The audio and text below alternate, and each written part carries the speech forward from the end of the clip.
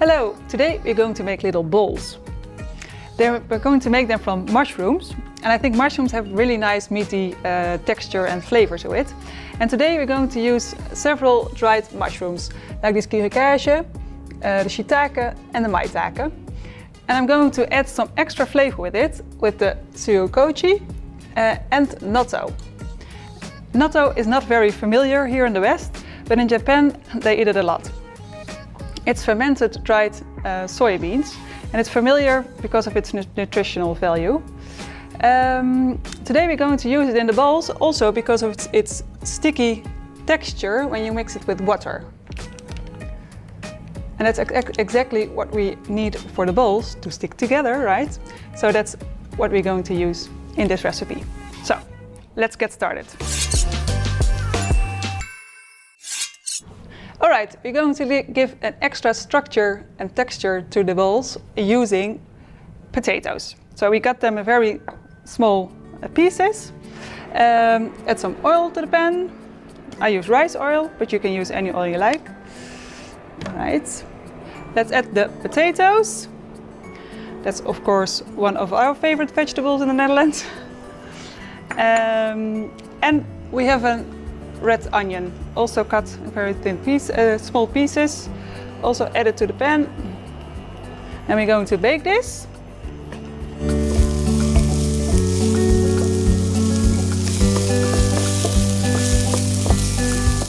Okay, then we're going to make a mix of the cut mushrooms. So the kikurage, shitake and the maitake. We're going to cut them, get the hard parts out of there, because that's where they were attached to the tree.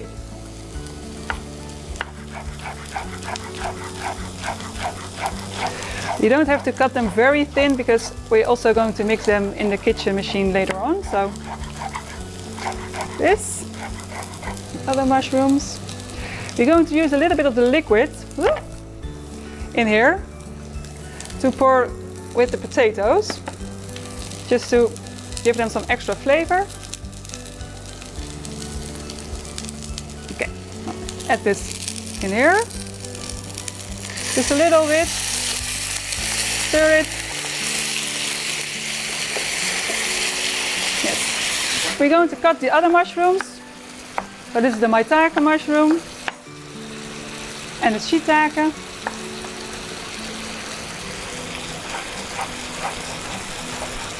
Sometimes the shitake, the stems tend to stay hard, so maybe just leave them out. Now this is almost done. Let's see if the potatoes are softened. No, getting there. You can also see that the liquid from the mushrooms is also almost gone. So then we're going to add the mushrooms, of course. This. And now we're also going to add the natto. I mixed 1 tablespoon of natto with 2 tablespoons of water. And we also want to use the liquid because it's like this really slimy, you see? Slimy consistency.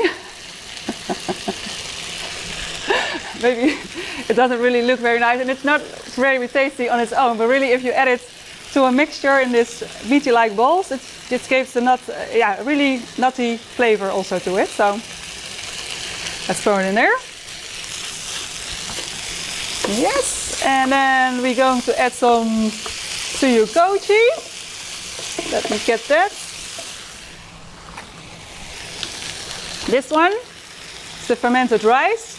Almost, it tastes a little bit like the dark miso paste. So we're going to add like 2 to 3 tablespoons.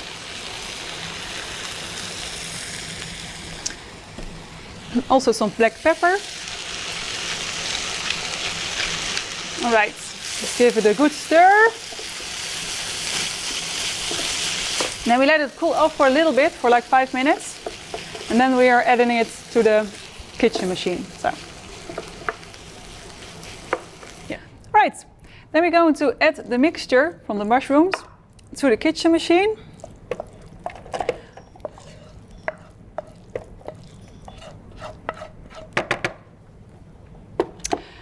And we're going to use rice flour for binding, for extra binding. So about 4 tablespoons. Yes. Let's mix it. There we go. Yeah, a little bit extra. You don't want to mix it too fine. You want to have a rougher structure because it's nicer taste in your mouth, and it's also for the consistency it's better. Otherwise, you'll get a spread, which is nice for your sandwich, but not possible to make balls anymore. So this is a little bit of the rougher structure. All right, we're going to make little balls of the mixture. I call it bitterball size balls. It's the typical Dutch bitterball.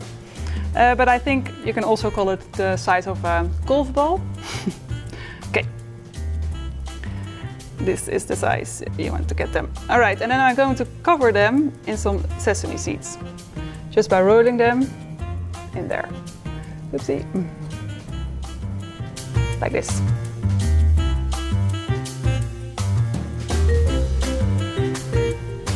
Let's fry the balls. Using a little bit of oil. You actually want to add enough oil so the balls can really get nicely fried. Add them.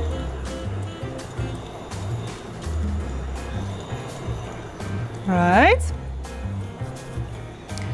Yes, and while we're baking the balls, we're also going to make a nice mayonnaise to go with them. Let me clean up a bit. All right, we're going to make the mayonnaise using the white Lima beans. Yeah, it's my favorite beans. They have nice flavor from themselves. All right, we're going to add the beans in the jar. This, flavoring them with some mustard. And of course some miso. I mean, miso mayonnaise, super nice. All right. I'm going to add a little bit of yuzu, one of the seasonings from Japan. This, a little bit of garlic. Some salt. And meanwhile, going to have a look at my balls. Just make sure they're fried. Oops. Yes. The sesame seeds are popping a little bit. All right, let's add some lemon juice. Give a good squeeze. Woo. Yes, like this. And some olive oil.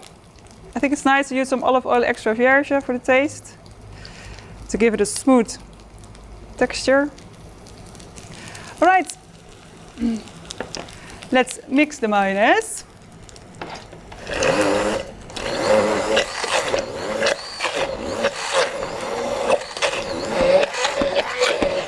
All right, let's give it a taste. Always taste when you're cooking, right? Yeah, I just really love the combination of miso and mustard. Oh, all right. And then I take a little sack. I'm going to show you what I'm going to do with it. Let's take one more look at the balls. Okay, the balls are done, so let's get them out. Come on here, see. Like this. Nice. All right, let's plate the balls using a little plastic bag. Of course, you can also use a piping bag, but this will also do the trick. So we use a spoon to put it in here. Let's see.